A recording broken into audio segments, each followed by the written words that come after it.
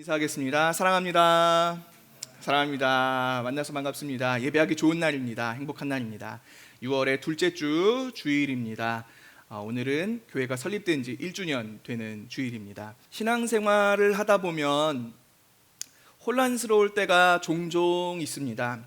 내가 예수를 믿고서 내 삶이 달라져야 할 것 같은데 말씀대로 살아야 한다고 우리는 이야기하고 설교 때도 듣고 있지만 과연 말씀대로 사는 것이 무엇인가 우리는 혼란스럽고 또 어렵게 느낄 때가 종종 있죠. 내 삶의 어디를 어느 만큼 변화시켜야 할 것인지, 얼만큼 다른 사람들과 다르게 살아야 할 것인지, 이 그리스도인답게 산다는 것은 착하게 사는 것을 이야기하는 것인지 우리는 가끔 혼란스럽고 혼돈스럽게 느낄 때들이 있죠. 말씀대로 산다라고 했을 때 그 디테일로 들어가면 들어갈수록 우리는 이렇게 혼란을 느낄 때가 종종 있습니다. 저는 어려서 그렇게 고민해 봤던 적이 있어요. 그리스도인이 선짓국을 먹는 것이 괜찮을까? 여러분 어떠세요? 선짓국 좋아하시는지 어쩐지 모르겠습니다. 선짓국이나 혹은 순댓국이나 뭐 이런 것들, 피를 이용해서 만든 음식들, 그런 것들 그리스도인들이 먹을 수 있을까? 그런 것들에 대해서 좀 궁금하게 생각했었습니다.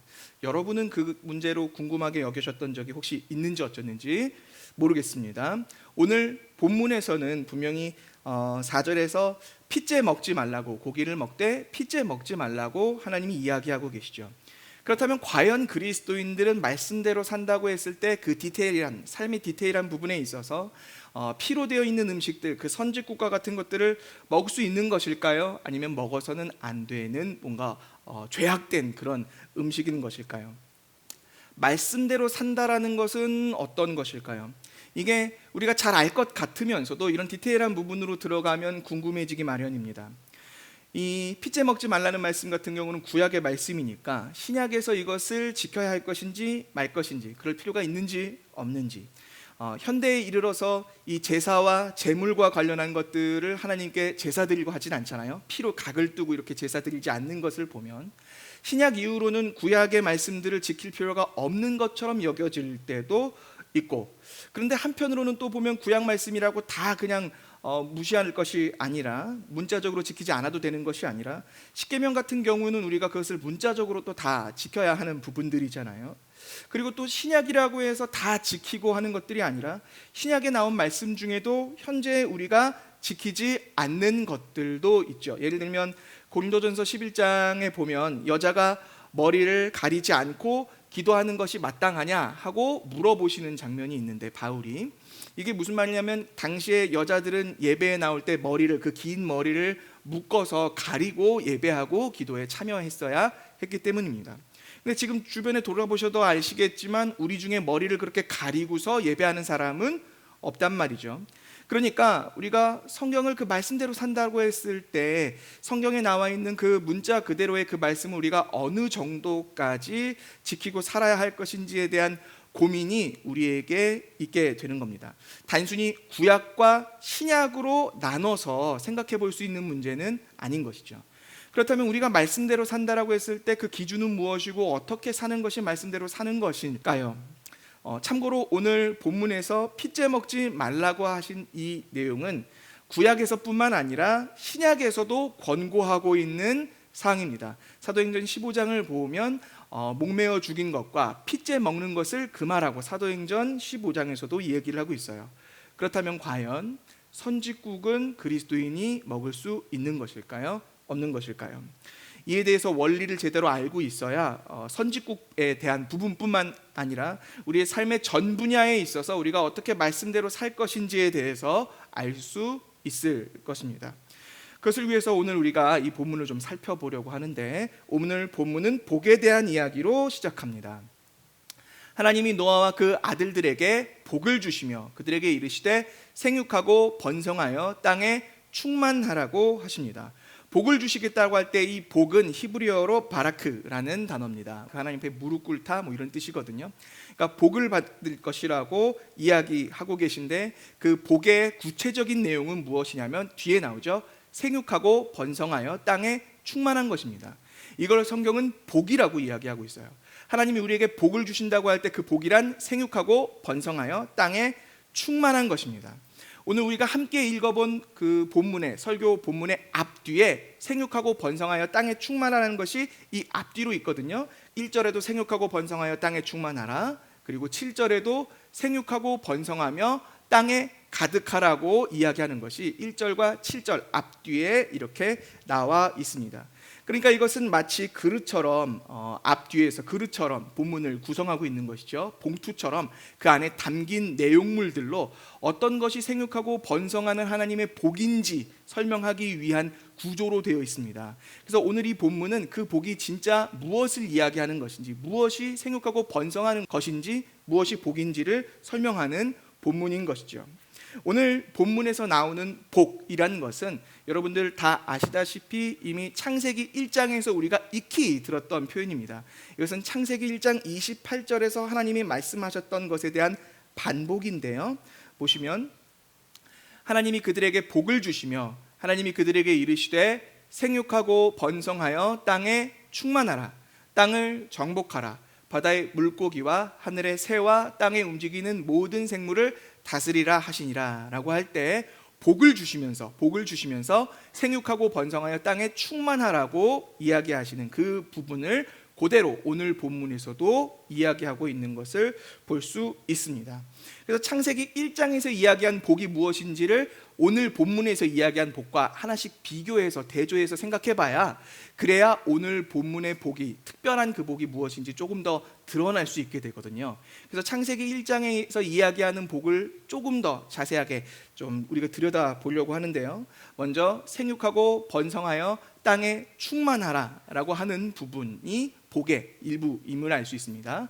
이건 어떤 것이냐면 하나님 앞에서 창조된 피조물들, 그 생명들이 생육하고 번성하고 충만해지는 것이죠. 예를 들어 돌멩이들이 생육하고 번성하고 충만해질 수 있겠어요? 무생물들은 그럴 수 없잖아요. 그 생명이 있는 존재들, 그들이 생육하고 번성하여 충만할 수 있는 것이죠. 존재들, 생명체들에 대한 얘기입니다. 그리고 두 번째는 땅을 정복하라는 내용인데, 이거는 정복하는 것은 어떤 것을 얘기하겠어요? 땅을 얘기하고 있단 말이죠. 그러니까 이 생명체들이 살아갈 공간에 대한 것들, 그 공간을 정복해 나가는 것들에 대한 공간에 대한 이야기입니다. 다스리라, 또 모든 생물을 다스리라고 얘기하셨는데, 이건 이 생명체들과 그 생명과 생명 사이에 있는 그 관계를 얘기하는 것이죠. 그 관계 안에 있는 질서, 통치의 그 질서를 얘기하는 것입니다. 그래서 번성하라, 그리고 정복하라, 그리고 다스리라, 이것이 복에서 이야기하는 세 가지인데, 이것들을 한 가지씩 살펴보면 우리가 알 수 있는 것은 무엇이냐면 하나님이 우리에게 주려고 하시는 것은 바로 이것이라는 말입니다. 생육하고 번성하는 것은 그 채울 국민들, 하나님의 나라를 채울 그 국민들에 대한 얘기이고, 정복하는 것은 그들이 살아가야 할 영토에 대한 이야기이고, 다스림이라는 것은 그 나라가 운영되는 그 통치의 그 다스림을 얘기하는 것이어서 주권에 대한 얘기죠. 즉 복이라는 것은 하나님 나라에 대한 이야기를 하고 있는 겁니다. 지금 하나님은 창세기 1장에서 너희에게 복을 주겠다 이야기하면서 이 세 가지를 얘기한 것은 내가 너희에게 나라를 세워주겠다, 내가 너희에게 나라를 주겠다 이야기하시는 거예요. 그러니까 하나님이 주시는 복은 결국 무엇이냐면 나라인 것이죠. 하나님의 나라, 그 나라를 우리에게 주시겠다. 하나님의 나라, 그 나라를 우리에게 세워주시겠다. 그것이 복이라는 것을 우리가 알 수 있습니다. 우리가 지난 시간에 설교 때도 이야기를 했었었는데, 설교 때도 복습하면서 얘기했던 부분인데, 그래서 번성, 생육하고 번성하는 것도 단순한 생물학적 번식 그 이상의 의미를 가지고 있다고 이야기를 했었었죠. 에베소서 5장 말씀을 보면 사람이 부모를 떠나 그 아내와 합하여 둘이 한 육체가 될지니 이 비밀이 크도다. 나는 그리스도와 교회에 대하여 말하노라 라고 이야기하면서 남녀의 연합으로 그 생명이 잉태되고 그래서 번성하게 되는 것들은 그저 단순한 생물학적인 번식 그 이상의 의미가 있어서 그리스도와 교회의 관계에 대한 이야기를 한다고 했습니다. 그러니까 교회의 태동과 그 번성, 그 하나님 나라의 번성을 이야기하는 것이죠. 하나님께서는 생육하고 번성하라고 이야기하시면서 하나님의 나라를, 그 하나님의 교회를 어떻게 역사 가운데서 이끌어내시고 어떻게 이끌어 가실 것인지, 어떻게 보여주시고 어떻게 세우시고 어떻게 만들어 가실 것인지를 그 생육하고 번성하라는 말씀에 담아서 이야기하신 것이었습니다. 그러니까 이 복이라는 것은 결국 하나님 나라와 관련한 이야기인 것이죠. 하나님 나라를 주께서 세우실 것임을 약속해 주시는 겁니다. 그것이 복이죠. 그런데 이 창세기 1장에서 이야기했던 하나님 나라에 대한 이야기가 창세기 9장에서 다시 반복해서 얘기하고 있는 겁니다. 그러니까 창세기 9장에서도 결국 무슨 얘기를 하고 있냐면 내가 너희에게 복을 주겠다 이야기하시면서 생육하고 번성하라 이야기하시는 것은 여전히 하나님께서 이 하나님의 나라에 대한 하나님의 계획과 그 하나님의 작정을 여전히 잃지 않고 갖고 계시고, 그것으로 이 노아와 그 이후 사람들에게 하나님 나라를 어떻게 세우겠다, 이것을 주목하여 보도록 하기 위해서 하나님은 이 복을 명령하고 계신 것이죠. 그런데 문제는 오늘 본문인 창세기 9장에서 이야기하는 복에선 창세기 1장 28절에서와는 조금 다른 부분이 있습니다. 그것은 무엇이냐면 1절 말씀을 보시면 생육하고 번성하여 땅에 충만하라라고 이야기하시기는 했는데 1장 28절에서 얘기됐던 정복하고 다스리는 이야기는 누락되어 있어요. 이 부분은 이 표현에서 생략되어 있습니다. 그러니까 무엇인가 달라지기는 달라진 것이죠. 홍수 이전과 홍수 이후가 무엇인가 그 표현에서 하나님이 복 주시겠다고 이야기하셨던 그 하나님의 나라에 대해서 설명하는 그 부분에서 무엇인가 달라진 것이 있는 것입니다. 우선 분명한 차이점부터 보자면 홍수 이후로부터 이제는 고기를 먹을 수 있게 되었다는 겁니다. 3절 보면 모든 산 동물은 너희의 먹을 것이 될지라 채소같이 내가 이것을 다 너희에게 주노라 이야기하십니다. 그러니까 홍수 이후로는 이제 고기를 먹을 수 있게 되었습니다. 방주에서 나왔을 때 현실적으로 아마 식량 문제가 심각했었을 겁니다. 왜냐하면 이 식물들이 자라는 데는 시간이 필요하잖아요. 포도도 그렇고 파인애플도 그렇고 여러 가지 열매들은 곧 그 해부터 과실을 맺고 추수하기가 쉽지 않은 것들이 많습니다. 예를 들어 올리브 같은 경우에는 열매를 얻기까지 30년이 걸리거든요. 그러니까 그 첫 해와 얼마 안 되는 그 시간들 동안에는 식량 문제가 아마 심각했을 거예요. 그 동안에도 동물들은 계속해서 번식을 하고 있죠. 그러니까 하나님께서 이 고기들을 그들의 먹을거리로 주시는 것이 매우 필요했었을 겁니다. 홍수 이전에도 그들이 고기를 먹고 살았는지는 분명하게 알 수 없지만 분명한 것은 홍수 이후로 공식적으로 이제 고기를 먹을 수 있게 된 겁니다. 이것은 동물들과 인간의 관계가 바뀌었음을 보여줍니다. 그래서 이 바뀐 관계 때문에 동물들은 인간을 두려워하고 무서워하게 되었죠. 인간이 최상위 포식자니까 이렇게 설명되는 것은 어쩌면 당연한 것일 수도 있겠습니다.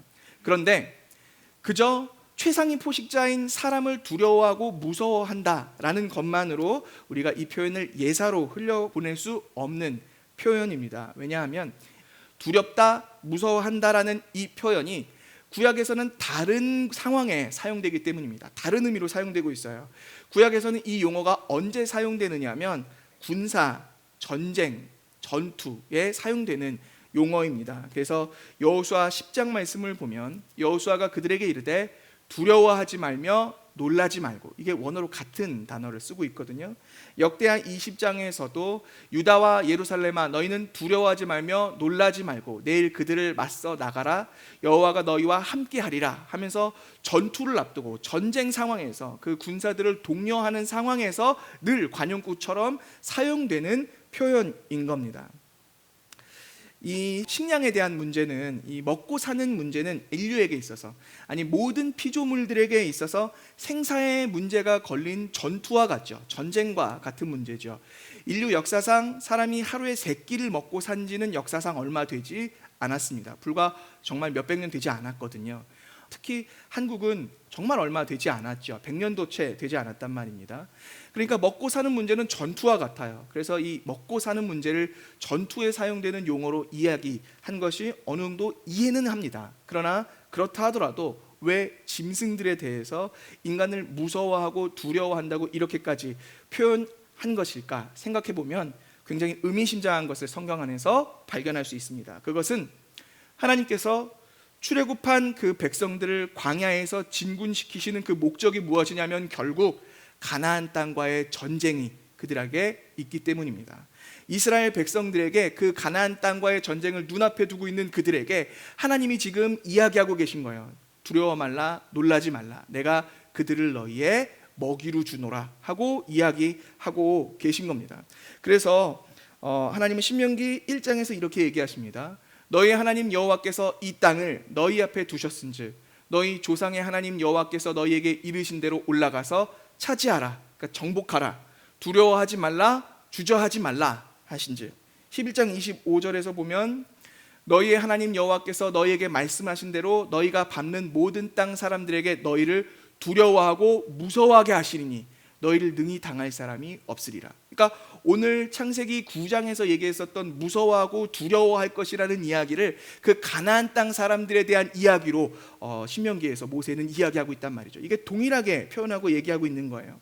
그래서 오늘 그 손에 그 짐승들을 너희 손에 붙이셨다라는 그 표현들까지도 사실은 이스라엘의 그 정복 전쟁에 대한 이야기를 하는데 사용되는 표현인 겁니다. 신명기 26장 8절을 보면 여호와께서 강한 손과 편팔로 큰 위엄과 이적과 기사로 우리를 애굽에서 인도하여 내셨다고 하면서 그 손에 대한 얘기를 하고 있고, 신명기 20장 13절에서 내 하나님 여호와께서 그 성읍을 내 손에 넘기시거든 너는 칼날로 그 안에 남자를 다 쳐 죽이라고 하면서 하나님께서 그 손에 넘기셨다라는 것이 전쟁에서의 승리를 약속하셨다라는 표현으로 쓰이고 있어서, 그래서 오늘 본문에 나왔던 창세기 9장에서 그들을 너의 손에 맡기겠다, 그들은 너희의 먹이가 되겠다 이야기하는 것은 그들에게 그 모든 것들을 정복하고 승리할 수 있게 하시겠다는 하나님의 약속의 이야기가 되는 것입니다. 그래서 여호수아가 그 가나안 땅을 정탐하면서 돌아와 뭐라고 얘기하냐면 그 땅은 우리의 밥이라고 이야기하는 것이죠. 민수기 14장 말씀을 보면 다만 여호와를 거역하지 말라, 또 그 땅 백성을 두려워하지 말라, 그들은 우리의 먹이라, 그들의 보호자는 그들에게서 떠났고 여호와는 우리와 함께 하시느니라, 그들을 두려워하지 말라라고 이야기합니다. 개역 개정에서는 그들은 우리의 먹이라라고 얘기했고, 개역 한글에서는 그들은 우리의 밥이라 이야기한단 말입니다. 그러니까 그들이 정복해야 할 그 대상들을 여호수아는 어떻게 바라보고 있냐면 그들을 먹이로 보고 있는 거예요. 마치 하나님이 그들에게 주마 하신 그 고기처럼, 그 식량처럼 보고 그들을 정복하고 그들을 무서워하고 두려워하는 그들을 먹는 먹이로 바라보고 있는 것이죠. 그렇기 때문에 이 하나님이 그 땅을 먹이로 주셨다라는 이 표현이 오늘 창세기 9장에서 그대로 노골적으로 이야기되고 있는 것입니다. 그래서 이 창세기 9장 2절 3절에서 나오는 이 표현은 모든 물고기와 짐승들을 너희 손에 붙여서 먹게 하시겠다라고 이야기하는 것은 결국 하나님이 하나님 나라에 대한 복 가운데 그 정복, 생략되어 있던 그 정복이 무엇인지를 풀어서 설명한 것이죠. 그러니까 실제로는 창세기 1장 28절에서 얘기했던 생육과 번성 그리고 정복, 다스림 중에 정복과 다스림이 없는 것이 아닌 거예요. 그 안에 담겨 있는 것이 사실 정복과 다스림이 무엇인지를 풀어서 이야기하고 있는 것이죠.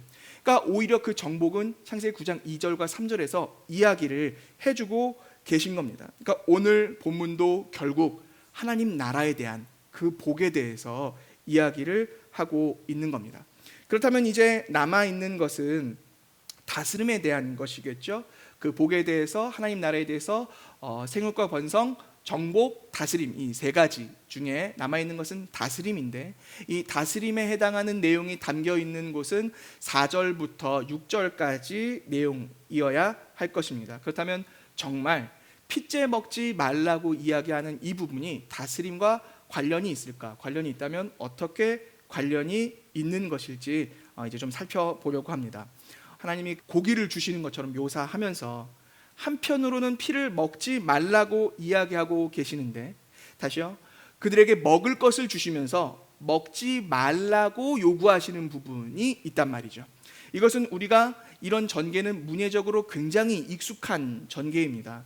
창조 때에 식물을 주실 때에도 먹지 말라고 금하셨던 것이 있었어요. 혹시 기억나시나요? 하나님께서 모든 식물들을 먹을 걸로 다 주셨는데 먹지 못하도록 하신 것이 한 가지 있었어요. 그것이 무엇이었죠? 그것은 선악과였었습니다. 선악과만큼은 하나님이 먹지 못하게 하셨었어요. 여호와 하나님이 그 사람에게 명하여 이르시되 동산 각종 나무의 열매는 내가 임의로 먹되 선악을 알게 하는 나무의 열매는 먹지 말라, 네가 먹는 날에는 반드시 죽으리라 하시니라 하면서 그 앞부분에서도 모든 것을 먹을 것으로 주시면서 먹지 못하도록 금하신 것이 있었어요.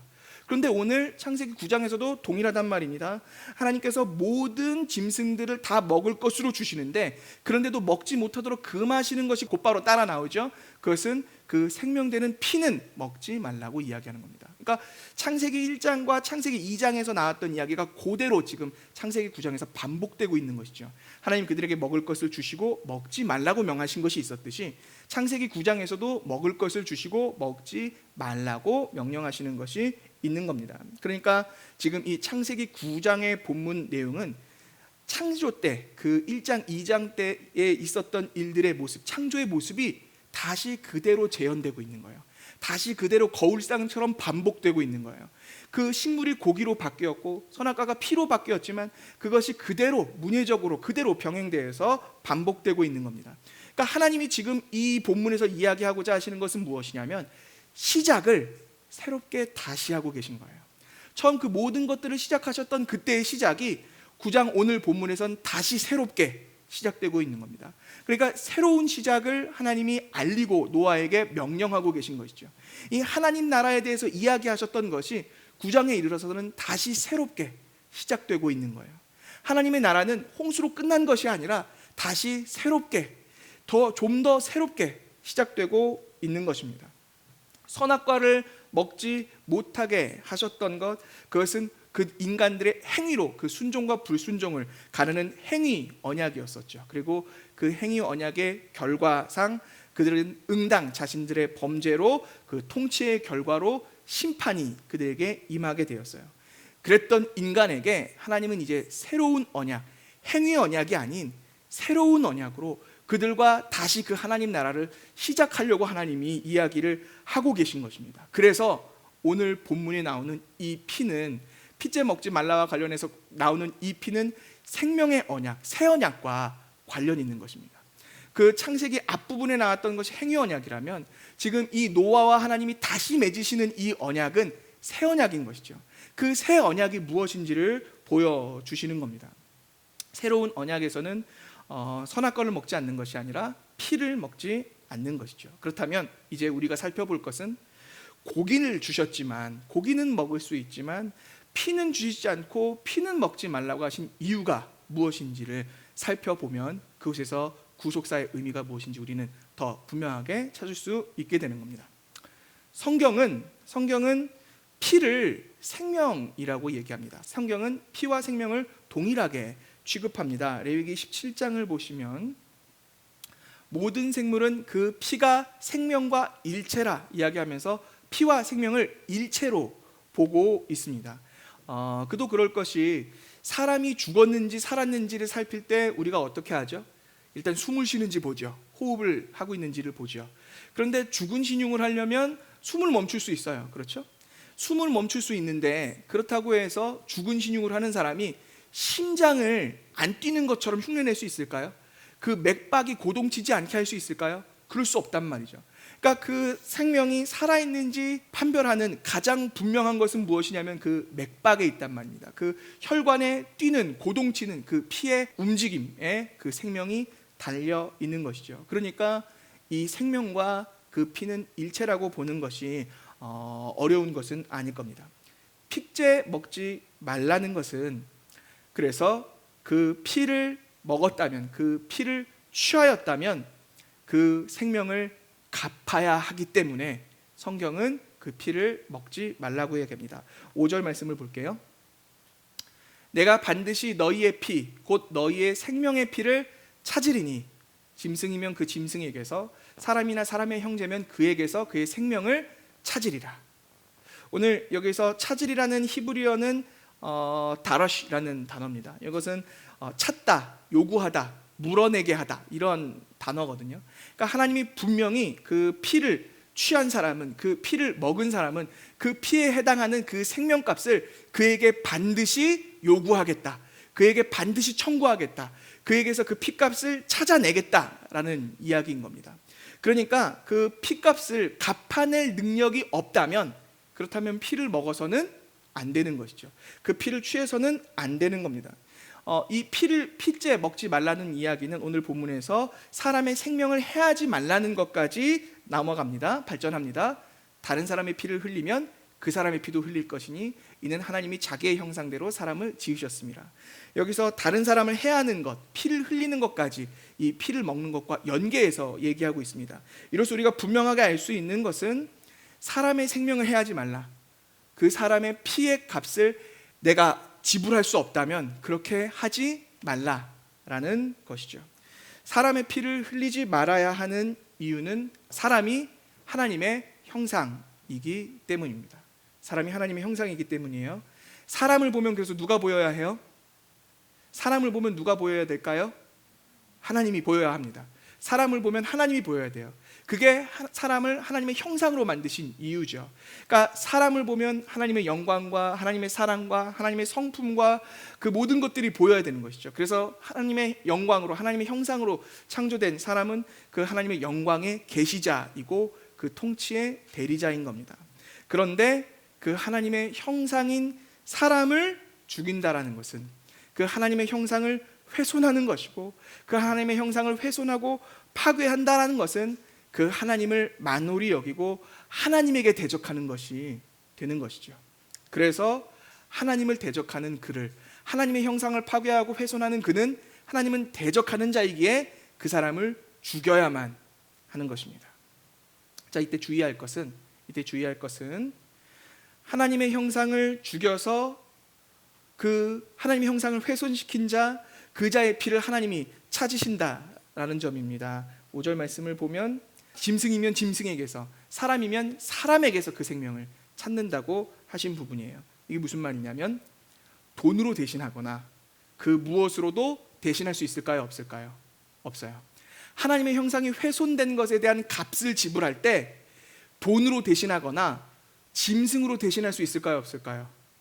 없다는 거예요. 다시요. 우리는 생각할 때 우리가 죄를 지으면 우리의 죄값을 해결하기 위해서 짐승을 하나님께 제사 드린다고 생각하지만 사실 그 짐승의 피로는 그 사람이 범죄한 그 범죄를 대신할 수 있을까요? 없을까요? 없다는 거예요. 왜냐하면 사람에게서였으면 사람으로 갚아야 되는 거예요. 왜냐하면 하나님의 형상이 훼손됐잖아요. 그 하나님의 형상의 그 가치에 해당하는 것으로 갚아야 하는 것이죠. 이해가 되시죠? 그러니까 다른 것으로는 갚을 수 없단 말이에요. 돈으로 갚을 수 없고 짐승으로 갚을 수 없어요. 오직 하나님의 형상으로 갚아야 하는 것입니다. 이것이 포인트인 거예요. 그러니까 우리가 구약에 대해서 오해하기 쉬운 것은 구약에 있는 제사가 마치 그 제사의 짐승의 피를 흘려서 그 사람의 죄를 깨끗이 씻는 것처럼 생각하는데, 그 짐승의 피에는 그런 힘이 있어요? 없어요? 없다는 거예요.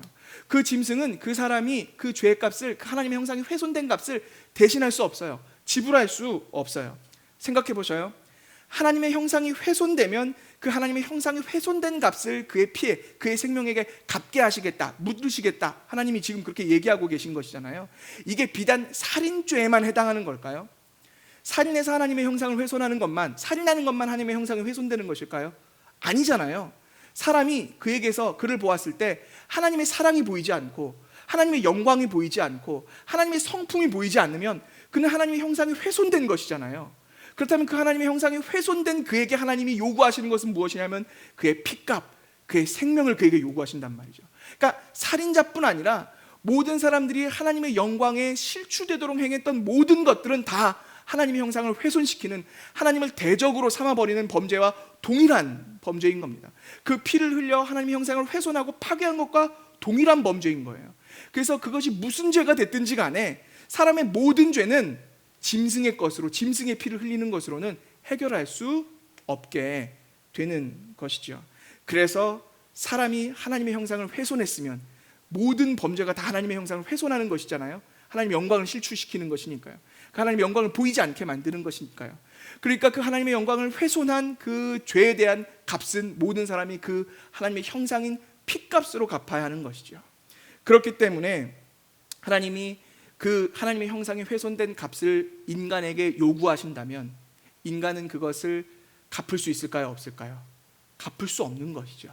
갚을 수 없어요. 그래서 먹지 말라고 이야기하고 계신 겁니다.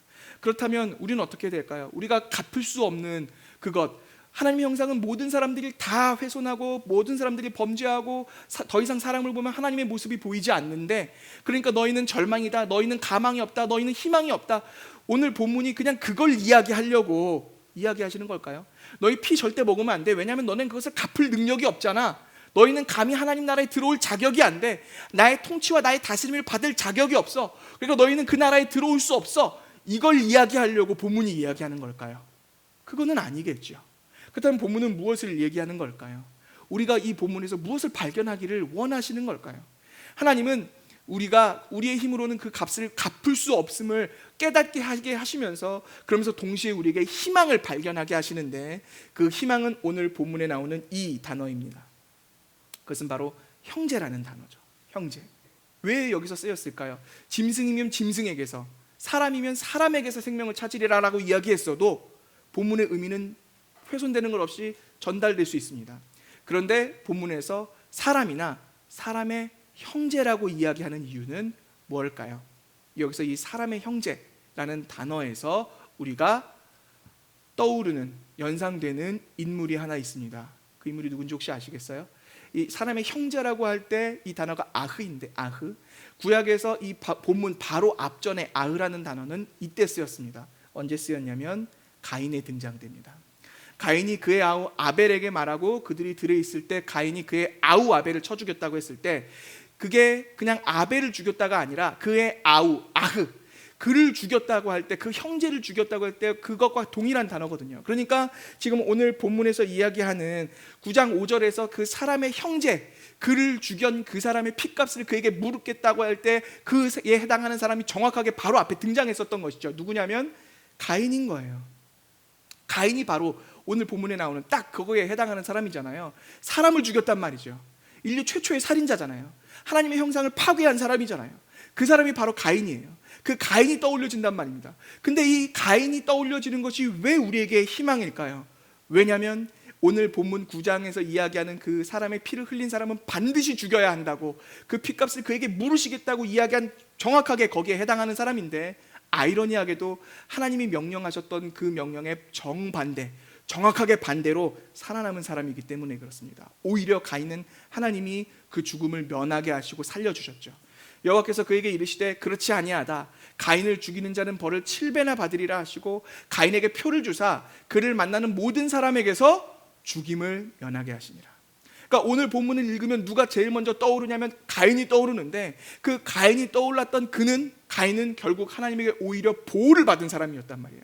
그러니까 오늘 이 창세기 9장에서 이야기하면서 하나님이 떠올려지기를 원하시는 대상은 누구냐면 바로 그 가인이 떠올려지기를 원하셔서 그를 상기시키기 위해 이 형제라는 단어를 이야기하고 있는 것이죠. 하나님께서 분명히 반드시 그 생명의 값을 찾겠다고 이야기하셨단 말이에요. 반드시 찾겠다고 하셨어요. 그런데 왜 가인이 흘렸던 아벨의 피에 대해서는 가인에게 그 피값을 묻지 않으셨을까요? 왜 가인에게는 그 피의 생명을 찾지 않으셨을까요? 반드시라고 하셨는데 하나님이 이랬다 저랬다 하시는 분인가요? 가인에게는 좀 약간 다르게 하시고, 그리고 그 이후의 사람들에게는 저렇게 하시고, 이랬다 저랬다 하시는 그런 분이신 건가요? 아니죠. 하나님은 반드시라고 이야기하셨으면 반드시 그 값을 치르게 하시는 분입니다. 그러니까 하나님은 가인이 치러야 할 그 하나님의 형상으로서의 값도 치르게 하셔야 하는 것이죠. 가인이 아니라면 다른 누군가에게 그것을 치르게 하셔야 되는 겁니다. 그 하나님의 형상으로 갚도록 하셨던 그 하나님의 형상, 그분이 누구실까요? 그분이 바로 그리스도 예수신 겁니다. 그래서 골로새서 1장을 보면 그는 보이지 아니하는 하나님의 형상이시오. 그래서 그가 누구예요? 예수 그리스도를 얘기하거든요. 예수 그리스도, 그는 보이지 아니하는 하나님의 형상이란 말이에요. 그러니까 사실 갚아야 할 진정한, 우리가 갚을 수 없는데 우리 대신 하나님의 그 정의를 만족시켜 주도록 드려진 하나님의 형상이 누구냐면 그는 바로 그리스도 예수이신 겁니다. 예수 그리스도, 그분이 갚으신 것이죠. 그러니까 가인이 받은 표라는 것은 누구를 얘기하는 거예요? 예수 그리스도, 그 그리스도 예수, 그분을 얘기하는 것이죠. 그러니까 예수님이 피를 대신 흘려주시고 그 예수 그리스도를 예표하는 그 제사로 말미암아 구원을 얻게 된 사람으로서 그 대표적으로 가인을 지목하시고 가인을 떠올리게 하시고, 그래서 오늘 이 본문에서 우리로서는 희망이 없지만 가장 절망적이고 희망이 없었던 역사상 최초의 살인자, 그 형제를 죽였던 그 가인을 바라볼 때 우리는 오히려 거기서 희망을 얻게 하시는 방법으로서 하나님은 오늘 이 다스림이 무엇인지를 얘기하고 계신 겁니다. 하나님께서는 그 하나님의 형상을 훼손한 사람들을 구원하시려고 그래서 그 핏값을 우리에게 물으시는 것이 아니라 그 핏값을 우리를 위해서 대신 주십니다. 그 피를 따로 준비해서 우리에게 주시는 분이셔요. 그래서 제사에 대해서 얘기하는 레위기 17장을 보면 17장 말씀을 보시면 육체의 생명은 피에 있음이라 내가 이 피를 너희에게 주어. 이 피를 누가 주시겠다고요? 내가. 하나님이 이 피를 주겠다고 이야기합니다. 하나님이 주신 피로 어떻게 하라고요? 제단에 뿌려서 너희의 생명을 위하여 속죄하게 하였나니 생명의 피에 있음으로 피가 죄를 속하느니라. 여기서 말하는 피는 그냥 단순히 우리가 가지고 나간 재물의 피를 얘기하는 게 아니에요. 하나님이 주시겠다고 이야기하고 있단 말입니다. 이 피는요. 그러니까 구약에서 그 선조들이 유대인들이 드렸었던 그 재물의 피는 사실 그 짐승의 피를 얘기하는 것이 아니라 그 짐승의 피는 누구를 예표하고 있는 거예요? 전부 예수 그리스도의 피를 예표하고 있는 거예요. 그러니까 짐승의 피로 우리의 죄를 씻은 것이 아니라 사람의 죄를 씻은 것이 아니라 짐승의 피는 예수 그리스도의 피를 바라보게 하는 피였을 뿐이지 실제로 짐승의 피에게 어떤 능력이 있고 가치가 있어서 그들의 죄를 씻어줄 수 있는 것이 아니란 말이에요. 그 짐승의 피가 예표하는 것은 전부 그리스도 예수 그분을 예표할 뿐이었던 것이죠. 그것을 주께서 우리에게 주시겠노라고 이야기하고 계신 겁니다. 주께서 주시겠다 이야기하시는 피, 그 피가 누군지 우리는 알고 있죠. 바로 그리스도 예수 그분께서 우리를 위해서 흘려주시는 피인 것입니다. 그래서 우리가 책임질 수 없는 그 생명에 대해서는 그 피를 마실 수 없는 것이지만 우리를 책임져 주시는 그 피에는 우리가 함께 참여해야 되는 겁니다. 우리를 책임져 주시는 그 피에는 뿌림을 받아야 되고 우리를 책임져 주시는 그 피에는 우리가 참여해서 그 피를 오히려 마셔야 하는 것이죠. 우리가 책임질 수 없는 그 피를 마시지 않는 것, 거기서 우리가 발견할 수 있는 희망은 무엇이냐면 우리를 위해서 준비하신 피가 따로 있다는 거예요. 그 피는 우리가 마셔야 하는 겁니다. 그래서 마태복음 말씀을 보시면 예수님이 이렇게 얘기하시죠. 또 잔을 가지사 감사 기도하시고 그들에게 주시며 이르시되 너희가 다 이것을 마시라. 이것은 죄사함을 얻게 하려고 많은 사람을 위하여 흘리는 바 나의 피 곧 언약의 피니라. 이것이 얼마나 충격적이었는 것인지를 한번 생각해 보셔요. 그동안의 구약에서 있었던 사람들이 피는 그 생명이 그 안에 있기 때문에 먹으면 반드시 하나님에게서 끊어진다고 죽는다고 단절된다고 하나님 버리시겠다고 했단 말입니다. 근데 예수님은 뭐라고 얘기하냐면 지금 너희가 이것을 마셔야 된다고 얘기하는 거예요. 이 피, 이 포도주는 나의 생명의 피를, 내 언약의 피를 상징하는 것인데 너희가 이 피를 마시라고 얘기한단 말입니다. 이것은 그동안에 있었던 그 사람들에게 너무 충격적인 것이었어요. 그들에게 있어서는 이 피라는 건 마실 수 없는 것이었거든요. 왜냐하면 내가 책임질 수 없는 것이니까. 그런데 예수님은 뭐라고 얘기하시냐면 이제는 이 피를 마시라는 거예요. 내 피는 마시라는 거예요. 왜? 내 피를 마신 그 자를 이젠 내가 책임지겠다고 이야기하시는 겁니다. 그러니까 오늘 이 본문에서 피를 먹고 마시지 않고 피를 마시고 하는 그 문제들의 희망은 바로 가인에게 주셨던 그 피, 예수 그리스도께서 대신 흘려주셨던 그 피에 우리가 참여하는 것만이 유일한 하나님의 통치와 다스림을 받을 수 있는 유일한 것임을 우리로 발견할 수 있게 하는 것입니다. 그러니까 하나님의 통치, 하나님의 다스리심이란 바로 그리스도 예수 그분이 우리 대신 흘려주신 그 피 안에서 발견되는 것이죠. 그것이 바로 새 언약인 것입니다. 그것이 새 언약인 거예요. 새 언약 그것은 우리의 행위로 하는 것이 아니라 그리스도의 행위로 우리에게 은혜를 베푸시는 것입니다. 다시요. 행위 언약이라는 것은 사람의 행위로, 그의 선악간 행했던 사람의 행위로 천국이 그에게 주어지는 겁니다. 그런데 분명하게 구약 성경에서 창세기에서 드러난 것은 뭐예요? 아무도 자신의 행위로는 천국을 얻을 수 있는 사람이 없잖아요. 그래서 하나님이 새롭게 주신 언약은 무엇이냐면 사람의 행위가 아니라 그리스도 예수의 피 흘림으로, 예수 그리스도의 대신 순종하심으로 그의 행위로 그 천국을 우리에게 주신다는 거예요. 이게 얼마나 큰 기쁨의 소식입니까? 이게 복음이란 말이에요.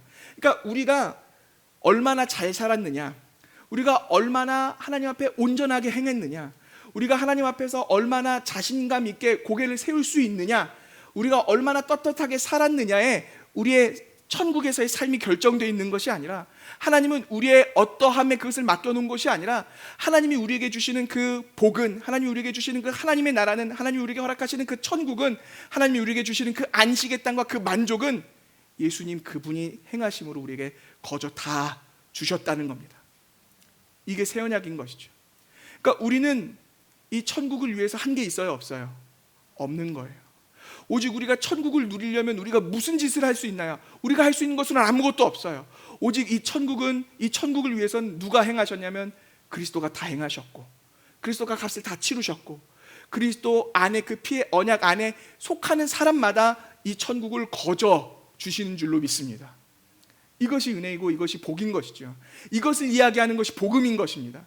하나님의 나라는 우리의 행악한 어떠함에 달려있는 것이 아니라 하나님의 나라는 그리스도 예수가 행하신 것에 달려있다라는 것이, 그것이 바로 복음인 것입니다. 그것이 새 언약인 것이죠. 이것을 우리가 경험할 수 있게 해주는 것, 그것이 성찬입니다. 주의 살에 참여하고 주의 피에 참여하는 것, 그것이 오늘 9장에서 얘기하는 것 같지 않습니까? 하나님이 그 고기를 주시고 그 책임질 수 없는 피에는 참여하지 못하게 하시지만 그러나 우리를 책임지는 그 피에는 참여하게 하심, 그것이 성찬이란 말입니다. 그러니까 사랑하는 여러분, 하나님의 나라를 위해서 조바심 가질 필요는 없는 거예요. 주께서 우리의 삶에 그 하나님의 나라를 이루어 가시고 그 천국을 경험하게 하시는 것은 나의 어떤 노력에 달려있는 것이 아닙니다. 내가 만약 나의 노력으로 하나님의 나라를 이 땅에 임하게 하려고 한다면 그것은 교만인 거예요. 우리의 힘으로는, 우리의 노력으로는 할 수 있나요, 없나요? 우리의 노력으로는 할 수 없어요. 내 삶이 무엇인가 피폐해서, 그래서 내 삶을 천국처럼 바꿔가기 위해, 내 삶을 기쁨으로 채워가기 위해, 그래서 나의 노력으로 그것을 하려고 한다면 그것은 하나님 앞에서 책임질 수 없는 그 피에 참여하는 거예요. 그것을 피째 먹는 거예요. 그 생명을 내 스스로 감당하겠다고 그 피를 먹어버리는 것과 같단 말입니다. 하나님은 우리에게 얘기하시는 것은 무엇이냐면 너가 책임질 수 없는 그것을 먹지 말라고 이야기하시는 것이거든요. 오직 우리는 그리스도 예수, 그분의 피에만 참여하고 그분의 피를 마셔야 하는 것이죠. 그러기에 우리는 우리 삶의 그 천국을 위해서, 우리 삶에 이루어질 천국을 위해서 내가 노력해야 되는 것은 없는 거예요. 이것이 좀 혼란스럽게 느껴지실 분이 혹시 있을지 모르겠습니다. 우리가 설교 앞부분에서 그리스도인의 삶을 그리스도인답게 사는 것이 우리에게 혼란과 혼돈을 줄 때가 가끔 있다고 얘기했었는데 이것이 혼란이 될지 모르겠어요.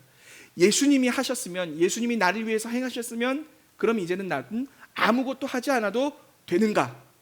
아니죠. 예수님이 행하셨다고 이제 나는 아무것도 안 해도 되는 것을 얘기하는 것은 아니에요. 성령 하나님은 우리 가운데 예수님이 행하셨으니, 그래서 우리의 행함은 아무 도움이 되지 않으니 우리가 어떻게든 마음껏 살도록 우리를 방치하시는 분이 아닙니다. 성령 하나님 우리 가운데 임하시면 성령 하나님은 우리를 그리스도 예수를 닮아가게 하십니다. 그래서 로마서 8장 29절을 보면 하나님이 미리 아신 자들을 또한 그 아들의 형상을 어떻게 하기 위하여? 본받게 하기 위하여 미리 정하셨다고 이야기합니다. 아들의 형상을 본받게 하기 위하여 우리를 정하셨대요. 그러니까 우리를 정하시고 그 성령이 우리 가운데 계시면 우리는 누구를 본받게 되는 거예요? 예수 그리스도, 그분을 본받게 되는 것이죠.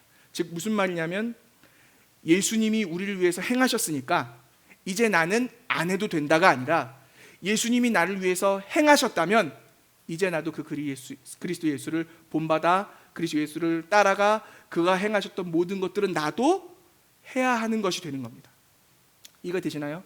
내가 행한 것 때문에 주님이 그 순종의 여부로 우리에게 천국을 허락하시는 것은 아니지만 그리스도 예수가 나를 위해서 행하신 것이 있다면 그 안에서 내가 그리스도 예수의 피에 참여했다면, 그 피를 마셨다면 이제 그 그리스도 예수가 행하셨던 것처럼 우리도 행해야 되는 거예요. 예수님이 나를 위해서 하신 것이 있다면 나도 해야 되는 겁니다. 아멘이신가요? 예수님이 행하셔서 나는 안 해도 된다가 아니라 예수님이 하셨기 때문에 나도 한답니다. 이것이 그리스도인들이 말씀으로 산다, 말씀대로 산다의 기준이 되는 겁니다. 오직 기준은 구약과 신약을 기준으로 하는 것이 아니라 예수님이 기준인 거예요. 예수님이 나를 위해서 행하셨는가를 살펴보시면 돼요. 그러면 예수님이 나를 위해서 이것을 하셨다, 우리가 그것을 아멘으로 믿는다면 내가 그 일을 해야 하는 것입니다. 그래서 우리가 이것을 문자적으로 보았을 때 그 율법과 관련해서 어떤 것은 행하고 어떤 것은 행하지 않는 것도 예수 그리스도를 기준으로 갈라지거든요. 생각해 보셔요. 예수 그리스도 그분으로 완전히 완성되고 대치된 것들, 그것들은 우리가 지금 다시 행할 필요가 있나요, 없나요? 없어요. 예를 들어 예수 그리스도가 제물 되시고 제사 되시죠. 제사 제물이 되시죠. 그러니까 예수 그리스도께서 우리를 위해서 피 흘려주신 그 십자가 사건으로 이것은 완벽하게 종결되었어요. 완성되었어요. 완료되었어요. 그러니까 이 예배 때 우리가 다시 제사를 드리면서 제물을 잡을 필요가 있나요, 없나요? 없는 것이죠. 예수 안에서 완성된 것이니까요. 이해가 되시나요? 아멘이시죠? 그런데 반면에 예수 그리스도께서 우리를 위해서 행하신 그 순종에 대한 부분들은 우리가 행해야 된단 말입니다. 그러니까 부모님께 순종하고 하는 거, 예수 그리스도께서 하나님 아버지께 순종하셨잖아요. 그 모든 성경에서 얘기했던 그 하나님이 예수 그리스도가 우리를 위해서 지키셨다라고 생각되어지는 모든 부분들은 우리도 행해야 하는 것입니다. 이것을 신학적으로 조금 구별해서 다시 얘기하자면, 예수 그리스도께서 우리를 구원하시기 위해 죽임당하신 순종, 피동적 순종에 대해서는 우리는 그 부분에 있어서 완전히 완성된 것이기 때문에 자유해요. 아멘이시죠? 예수 그리스도가 우리를 위해서 죽으신 것, 예수 그리스도가 우리를 위해서 희생 제물이 되시고 제사 제물이 되신 것, 그 예수 그리스도의 그 피동적 순종, 죽임당하신 순종, 여기에 해당하는 것들은 우리가 얼마든지 자유하단 말입니다. 예수 그리스도를 예표하는 그런 부분들은 얼마든지 자유해요. 그런데 그가 행하신 순종, 우리가 의의를 보일 수 없기 때문에 우리 대신 하나님의 요구에 순종하셨던 그 순종은, 그리스도의 능동적 순종은 우리가 행해야 할 순종인 거예요. 이것으로 구분되고 기준이 갈려지는 겁니다. 설교 앞부분에 있었던 선지에 대한 이야기로 좀 돌아와 볼게요. 선지국 먹을 수 있을까요, 없을까요? 먹을 수 있어요, 없어요? 먹을 수 있어요. 왜냐? 그 피 흘림과 관련해서 우리를 위해서 쏟으신 그 일과 관련한 피를 먹고 마시는 이 문제에 관련해서 예표는 결국 누구에 대한 예표예요? 그리스도에 대한 예표이고 그리스도로 말미암아 완성된 표입니다. 그러니까 그것에 대해서는 우리가 완벽하게 자유로울 수 있어요. 아멘이시죠? 예수 그리스도가 우리를 위해서 완성하신 부분이란 말입니다. 그의 피동적 순종에 해당하는 부분이기 때문에 우리는 얼마든지 자유로울 수 있는 거예요. 그래서 그리스도인들은 이 그리스도의 피동적 순종과 능동적 순종 그 모두에 참여함으로 말미암아 우리는 똑같은 것을 하더라도 전혀 다르게 하는 사람들이고 완전히 자유한 사람들이란 말입니다. 그래서 누가복음 4장에서는 이렇게 얘기하죠. 주의 성령이 내게 임하셨으니 이는 가난한 자에게 복음을 전하게 하시려고 내게 기름을 부으시고 나를 보내사 포로된 자에게 자유를, 눈먼 자에게 다시 보게 함을 전파하며 눌린 자를 자유롭게 하고. 사랑하는 여러분, 성령이 우리에게 하시는 일은 무엇이냐면 자유입니다. 우리에게 자유를 주시죠. 예수 그리스도, 그분이 기준이 돼서 우리가 그리스도를 닮아감으로 산다는 건 자유로운 거예요. 그래서 요한복음 8장에서도 얘기하죠. 진리를 알지니 진리가 너희를 자유롭게 하리라. 그러므로 아들이 너희를 자유롭게 하면 너희가 참으로 자유로우리라. 아멘이시죠? 그러니까 율법에서 얘기했던 그 문자적인 것 안에 함축되고 함이 되고 그 안에 그냥 침몰되는 것이 아니라 그리스도 예수가 그 말씀을 어떻게 지켜주셨나를 보고 그리스도 예수의 그 피 안에 참여하면 그리스도 예수를 닮아가는 가운데 우리는 얼마든지 자유롭게 살 수 있다는 겁니다. 그것이 자유인 거예요. 그래서 고린도후서 3장 17절에서는 주는 영이시니 주의 영이 계신 곳에는 뭐가 있다고요? 자유가 있느니라. 자유가 있습니다. 그러니까 사랑하는 여러분, 우리가 어떻게 하는 것이 율법적인 것인가, 어떤 게 하는 것이 성경적인 것인가, 이런 걸로 고민할 이유가 없는 것이 우리가 그리스도 예수 안에 피 안에 있고 그리스도 예수를 닮아가려고 하고 있다면 우리는 그 모든 것들을 자유롭게 할 수 있단 말입니다. 아멘이신가요? 아멘이시죠? 갈라디아서 5장 1절에서도 얘기합니다. 그리스도께서 우리를 자유롭게 하려고 자유를 주셨으니 그러므로 굳건하게 서서 다시는 종의 멍에를 매지 말라. 아멘. 그러니까 어떤 것에 하고 안 하고의 문제로 이게 죄인가 아닌가를 고민할 필요가 없다는 거예요. 극단적인 예로 술만 해도 그렇죠. 술을 마시는 게 죄인가요? 술을 안 마시는 것이 의로운 것인가요? 그 먹고 마심의 행위에 달려있는 것은 아니란 말입니다. 얼마든지 자유로울 수 있습니다. 그러나 그 자유를 가지고 주의 피 안에 거하는 그리스도 예수를 닮아가는 것 가운데에서 이것을 행해야 하는 겁니다. 그래서 때로는 우리가 주의 나라와 영광을 위해서 이 술을 마셔야 될 때도 있죠. 예를 들면 대표적으로 성찬 때 아닙니까? 성찬 때는 포도주에도 참여할 때가 있습니다. 그러니까 주의 나라와 영광을 위해서 같은 것도 전혀 상황마다 다를 수 있는 거예요. 주의 나라와 영광을 위해서 주를 사랑한다면 주를 사랑하는 마음으로 우리는 무엇이든지 자유롭게 할 수 있는 것입니다. 그래서 갈라디아서 5장 13절에서는 또 이렇게 얘기하죠. 형제들아 너희가 자유를 위하여 부르심을 입었으나 그러나 그 자유로 육체의 기회를 삼지 말고 오직 사랑으로 서로 종노릇하라. 아멘. 자유로우나 그러나 육체의 기회를 삼는 것이 아니라 서로 사랑함으로 종노릇하라고 이야기를 하고 있는 겁니다. 베드로전서 2장 16절에서는 너희는 자유가 있으나 그 자유로 악을 가리는데 쓰지 말고 오직 하나님의 종과 같이 하라라고 이야기를 하십니다. 그래서 우리가 선지국과 같은 것들은 얼마든지 먹을 수 있는 거예요. 성경에서도 얘기하죠. 시장에서 파는 것은 양심을 위하여 묻지 말고 먹으라. 사랑하는 여러분, 우리가 자유롭습니다. 왜냐하면 우리는 이미 그 예수 그리스도의 피 안에 참여한 사람들이거든요. 그 하나님께서 주마 약속하신, 우리에게 이루어 주시마 약속하신 그 하나님 나라가 우리 안에서 이루어졌거든요. 우리에게 생육하고 번성하게 하셔서 그 교회를 세우셨고, 우리를 교회로 삼으셨고, 교회로 부르셨고, 그래서 우리를 번성케 하시고 우리의 삶을 하나님의 나라로 바꿔 가시면서 우리의 삶을 한 가지씩 정복하도록 그들을 우리의 먹을거리로 주셨단 말이에요. 그러니까 우리는 얼마든지 그것들에 대해서 정복하면서 살 수 있는 겁니다. 우리의 삶이 그리스도인이라서 도전하지 못할 영역이라는 것은 없어요. 그 모든 것들은 다 우리에게 먹을 것으로 주셨어요. 그러니까 우리는 그 모든 것들을 다 도전할 수 있는 겁니다. 다만 우리는 그 자유 가운데에 하나님의 피 안에 있기 때문에 이것을 잊지 않고 하나님의 이 다스림 안에서 그것들을 해야 하는 것이죠. 그래서 그리스도인들의 삶이란 어떤 특별한 행동을 다른 사람들과, 세상 사람들과 다른 어떤 행동을 하는 것이 아니라 똑같은 것을 하되 전혀 다르게 하는 것입니다.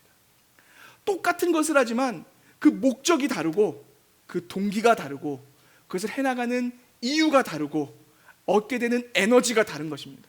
세상 사람들과 똑같은 것을 해요. 그리스도인들은 주식하면 안 되나요? 왜 안 되겠어요? 그러나 그것을 하는 목적과 동기와 원인과 기쁨과 만족과 그 모든 것들은 세상 사람들과 완전히 달라야 한단 말입니다. 같지만 전혀 다른 거예요. 우리는 우리가 책임질 수 없는 그 생명에 참여하는 사람들이 아니라, 우리 인생을 우리가 알아서 책임지고 끌고 가는 사람들이 아니라 그 피에 참여함이 아닌 그리스도 예수께서 우리에게 흘려주신 그 피에 참여하는 사람들이기 때문입니다. 그 다스림 안에 있을 때 우리는 얼마든지 자유로울 수 있는 것입니다. 그것이 우리에게 주신 새 언약이에요. 그것이 우리에게 새로 시작하는 하나님의 나라의 법칙인 것입니다. 그러니까 우리는 그 그리스도 예수 안에서 자유로울 수 있는 것이죠. 똑같은 것을 하되 전혀 다르게 하는 것입니다. 똑같은 것을 하지만 전혀 다른 거예요. 모두가 직장 생활하는 것처럼 똑같이 직장 생활하지만 그리스도인들은 전혀 다르게 하는 것입니다. 주의 나라와 영광을 위해 하는 것이고, 주의 나라로 말미암아 기쁨과 만족을 얻음으로 하는 것이고, 그리고 누가 알아주든 알아주지 않든 주를 위해서 하는 것입니다. 내가 월급이 적다고 해서 그래서 그 일에 충성을 다하지 않는 것은 세상 사람들이 하는 거예요. 그러나 우리는 그 월급의 많고 적음이 아니라 작은 일도 죽게 하듯 충성하는 것입니다. 왜냐하면 내 삶은 주님을 위해 있는 것이니까요. 그러니까 다른 사람들이 볼 때는, 세상 사람들이 볼 때는 그리스도인의 삶이 나랑 특별하게 다른 것이 없어 보일 수 있어요. 그러나 분명한 것은 완전히 다르다는 것이죠. 하나님의 다스림이 다르잖아요. 하나님의 통치가 다르잖아요. 하나님께서 책임져 주시는 피 그 위에 우리는 있단 말입니다. 그러니까 우리는 우리의 삶을 내가 이끌어 가려고 그 피에 참여하는 것이 아니라 오직 그리스도 예수 안에서 이 삶을, 하나님의 나라를 영위해 가야 하는 줄로 믿습니다. 이것이 복음인 것이죠.